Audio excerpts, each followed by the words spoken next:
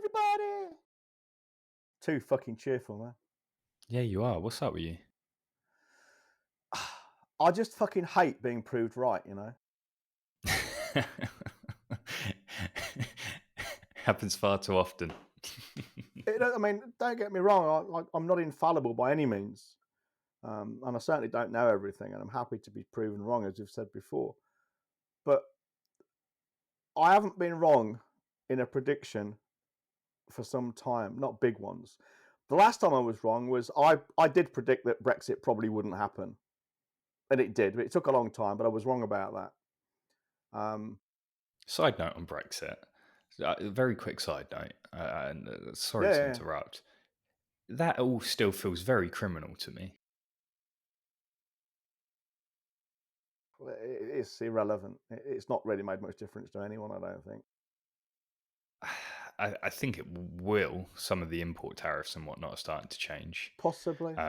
However, by the by, well, I know we should only focus on outcomes and how it affects us. However, I still just can't believe that they were allowed to lie in their marketing campaigns. Well, interestingly enough, although it's not quite the same thing, the British courts, the English courts, have already ruled set precedent that governments are not legally obliged to carry through and act upon their manifestos. So it's not a huge difference between the two, is it? No, there isn't a huge difference. However, they were quoting and using stats, figures, percentages that just weren't true. So it wasn't even like they're saying, oh, we will do this. It was saying, like, right, we spend this amount, we waste this amount of money. So this is why we need to leave. And it wasn't true. They're politicians.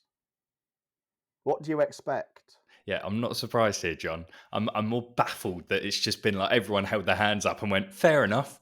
There was lots of lies told, but we'll stick with it. Well, what can we do?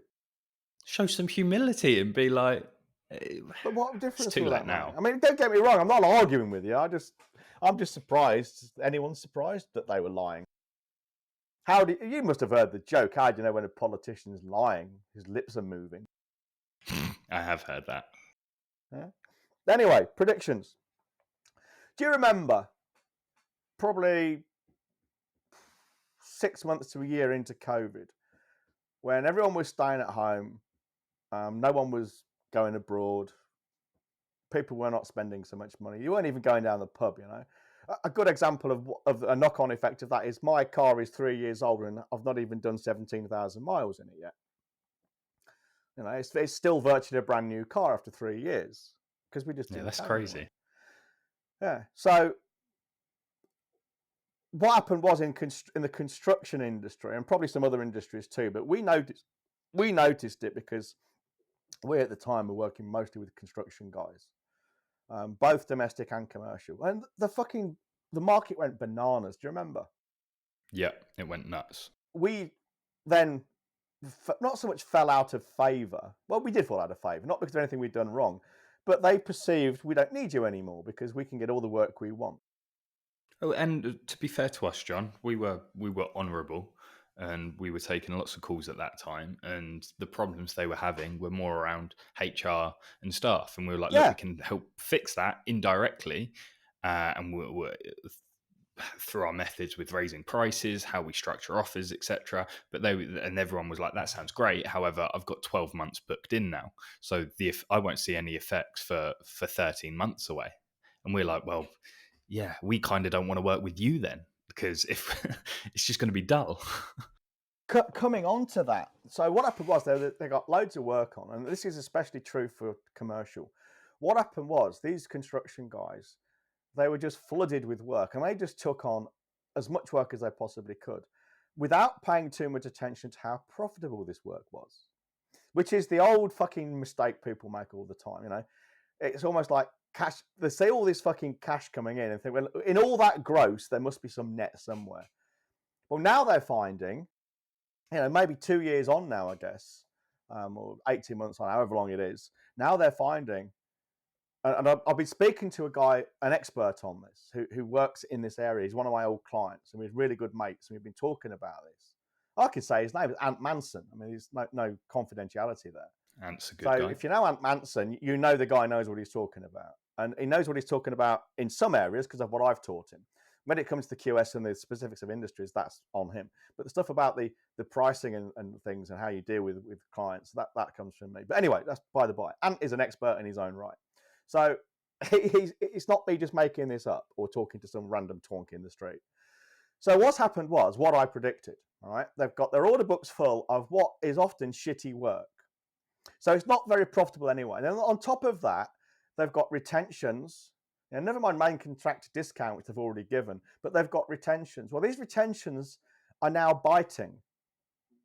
So their profit, such as it was, is actually less than it was going to be because of these retentions. And there are firms going bust left, right, and centre, not just the smaller firms, but some of the bigger ones too. So these guys who say are owed money, owed retentions and things, they're not getting them because they're not being paid. Worse, it gets even worse than that. That's bad enough. But now incoming work is slowing down. Ant reckons we're on the turn of this tide. So we're in a situation where a lot of guys, and we're talking of firms 3 to 5 million a year turnover, all right? So we're not talking small guys in the street. They're respectably sized firms, 3 to 5 million a year turnover. And they're in a position where they've got full order books of shitty work with low prices, all right? They're stretched to complete the work. They're struggling with cash flow because previous work hasn't been paid for fully or not at all. And they're struggling to complete the work they've got. It won't be profitable when it is complete, but worst of all, maybe, the work coming in is slowing down. So it's brewing a perfect storm. So you can imagine, I don't know, I'm guessing, but just for the sake of argument, say these jobs span 3 to 6 months for these medium-sized firms. I could be completely wrong. It could be a month. It could be a year. I don't know. But just for the sake of argument, it's 6 months, 3 months, whatever. When the current crop of jobs are finished, all right, bearing in mind that there's virtually no profit in anything they've been doing for the last 18 months, where are they then? I'll tell you where they are, Connor. They're fucked. They're in Fucktville, Arizona. Mr. Fucked from Fuckville, Arizona. And do you know what they do? Lower their prices and make it up in volume. They do that. They also start robbing Peter to pay Paul, and they're back to square one, probably a worse place than they were before COVID even came around. They thought coming out of COVID was the best thing ever.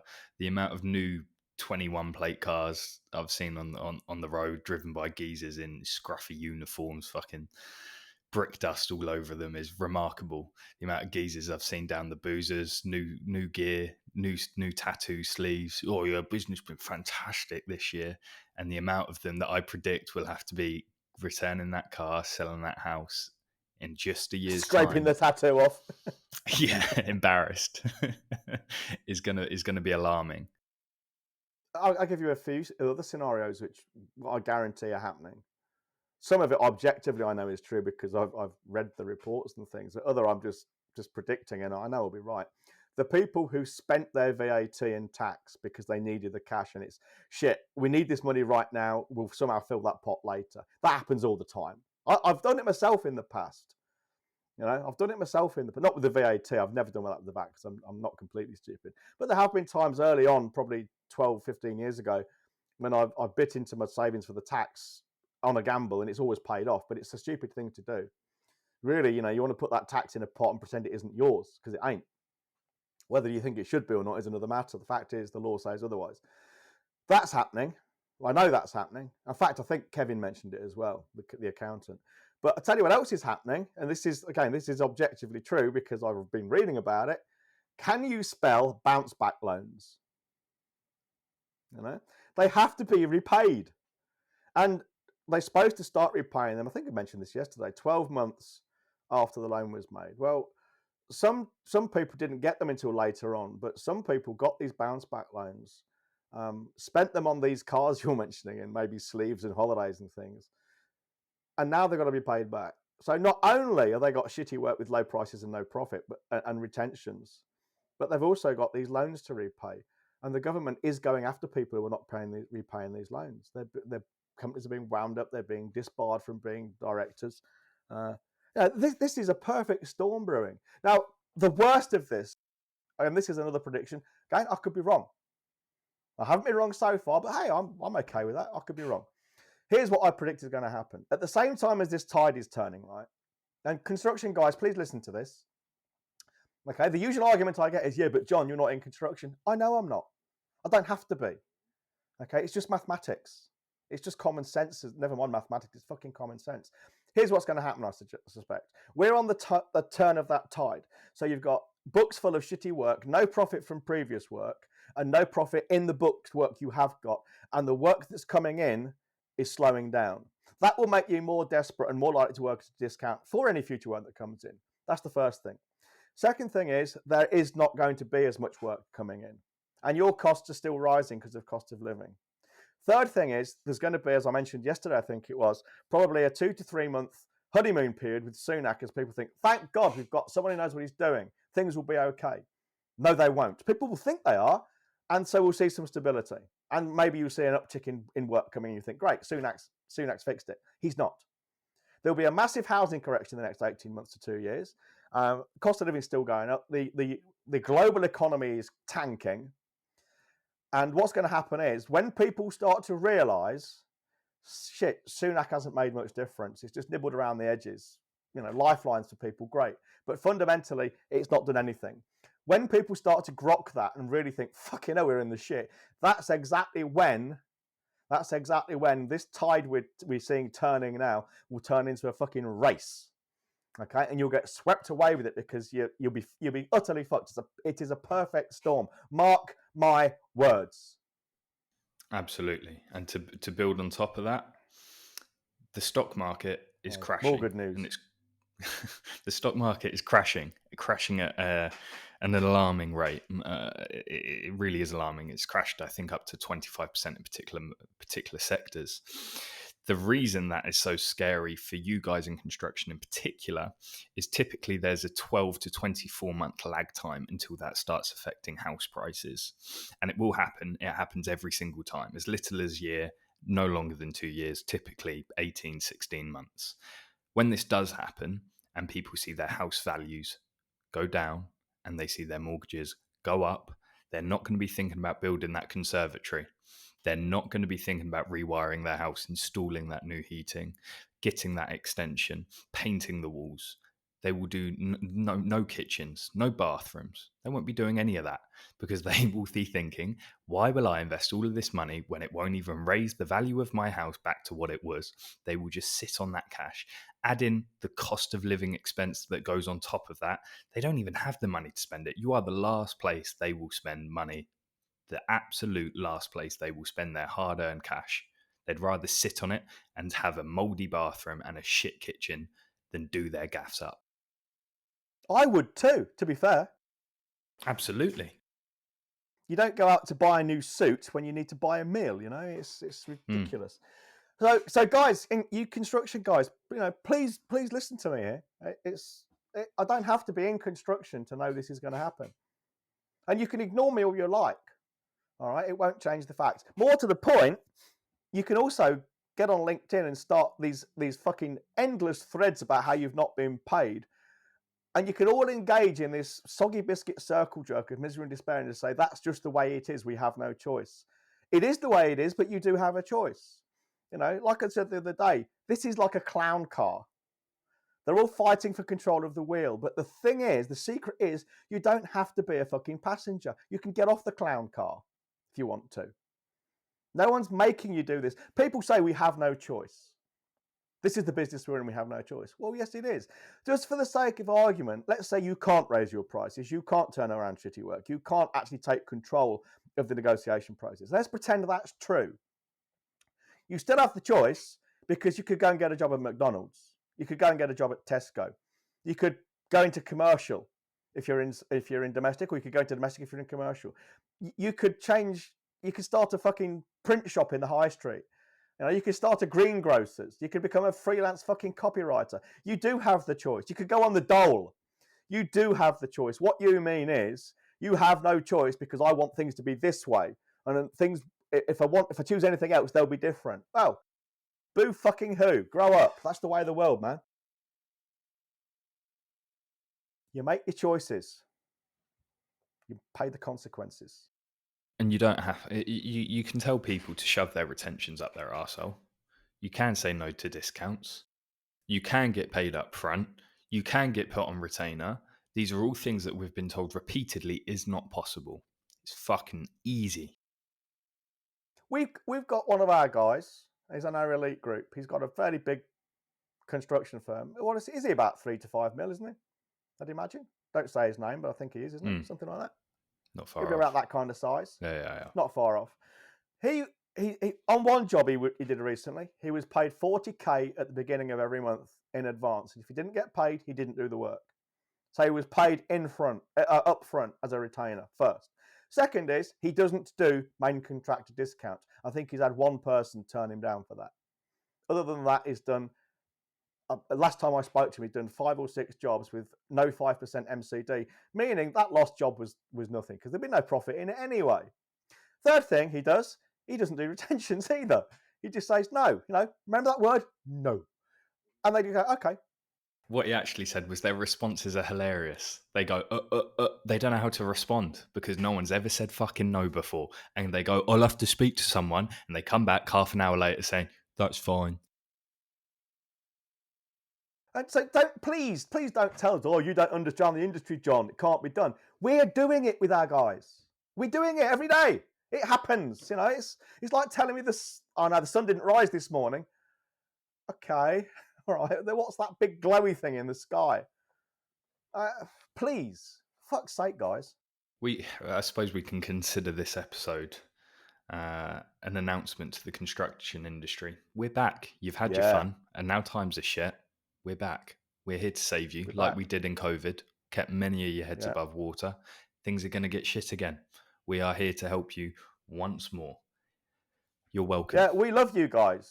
You're our kind of guys. My dad was a carpenter. I come from a working class construction background, So we love you guys, but you're like fucking errant children. Do you know that? They are. You really are like errant children. And we are your parents. So do as you're fucking told. We've even got a book. Get off the tools. I was going to say that, and we've got another one coming out. And this time, rather than it just being a group consulting as our main offering, we've got a very rigid. It's not for everyone. It's quite difficult, but we've got a rigid curriculum to put you through. Set you straight, easy actions. But it's not for everyone. Yeah, I don't want to talk about it too much. Most people can't hack it. Yeah, exactly. And we don't want everyone knowing about it. We want those that are willing to knuckle down, those that are willing to do things a little bit different. They'll get the details. Yeah, if you do want the details, just email Holly at wellfedbusiness.com, and she'll sort you out. Just mention core control in your subject line. Core, CORE, and I'm pretty sure most of you can spell control. I suppose we've got to relook at the Off the Tools book now. Yeah, I've got the manuscript. I just need to edit it. Bring it up to date. Before we fuck off, because this is all a very nice place to leave it, but I do have to bring this up. Have you seen the Twitter open letter to Elon Musk? No, I thought that deal had died, and I saw it this morning on the news. It's done. That it's going pretty ahead. Much done. Yeah. So yeah. I think it's fabulous. I think it's great. I think it's brilliant. This is going to sound really wanky, but it's going to almost make me want to start posting on Go back Twitter onto again. Twitter. Yeah. Me too. So, can I read you this letter? Yeah, sure. If you can, I don't know, can you? Oh, fucking dickhead. So, again, side note, I sent you that video of that vaginal steamer thing the other day. You did. And I said that was top 10 one of the worst things I've ever seen, because it was all about like if you break up with your boyfriend, you have to steam your fanny to get it right for the next fella. So that's top 10 worst things I've ever seen. This is also top 10. I could have actually, just let me very quickly say before you start reading, I could have very happily gone through my entire life without ever knowing that women sometimes steam their vaginas. Do you know that? I've got a steamer. I use it every day for vegetables. Not once has it had a vagina in it. Anyway, carry on. Well, it's weird. They make like a tea in a porta potty and sit on Can we it. stop talking about steaming vaginas? It's All right. quintessentially unhealthy. Okay. Um, so there was a report that Elon Musk was going to lay off 75% of staff because he thinks that Twitter is, yeah, well, he thinks it's got at least twice as many staff as it should. He hasn't said this itself. These are just reports that have come out. So an open letter was put on Twitter, ironically, and I'm not going to read it in its entirety because that'd Hurry be up, boring. because I've got to speak to Vicky in 7 minutes. Mate, you're always in a rush all the time. It makes you very fucking rude. Slow down. Elon Musk's plans to lay off 75% of Twitter workers will hurt Twitter's ability to serve the public conversation. Basically, it says you can't force us back into the office. You can't fire us. We're not increasing our workloads. They basically say you can't sack us. You can't ask us to even do what we're paid to do. It's the most left-wing social thing I've ever seen in my life. It says that they'll go on strike. It's terrible.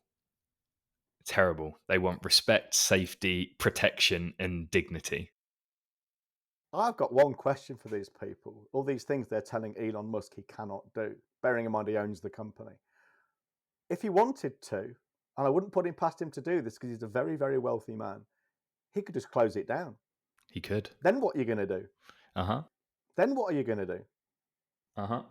Absolutely. All these fucking woke, I like to call them wokelings. I'm playing Yeah. the word weaklings because they are weak. Wokelings. What are you going to do if Elon refuses to keep the company going? These people are really fucking stupid, aren't John, they? I don't think you heard what I said. They demanded it. They demanded leadership to respect the platform and maintain the current headcount. No, but John, because they demanded it, Elon can't do anything. I can't wait to see this one unfold. They demanded it, John. I know Elon is apparently Asperger's, and although he's probably a lot smarter than I am and wired up a bit differently. We will share many similarities, and I'm fairly confident in saying that one of those is Elon won't give a fuck what they say. Yeah. Elon will do what Elon wants to do. I love the guy. I think he's brilliant. They want protection of their benefits. They say we demand, that word demand again. Elon must explicitly commit to preserving our current benefits. For example, remote work. They really are scum, aren't they? Entitled fucking scum. You get back in that fucking office because you are paid to do a fucking job, and therefore you do as you're told. Yeah. If you don't like it, start your own fucking social media company. Yeah. And then, get your own fucking stuff and see how much of a ball ache it is. Yeah, you don't realise quite how annoying you are. No, they don't, do they? I'm surprised they're not talking about profit share. My attitude to profit share is very simple. I'll agree to profit share if you agree to risk share. So if we go bust, they take your house as well as mine. If you're not prepared to do that, fuck off. No. Yeah. Anyway, on that note, let's go. Good episode. Like I say, guys, if you're a freelancer, some of you are listening to this, wellfedfreelancer.com, get the book. If you're in construction, look at wellfedbusiness.com/core-control or email Holly at wellfedbusiness.com. And we'll let you know about the updates to the book we had out 2 years ago. construction or general business, that is. Yeah. And on that note, We go. Bye, honeys.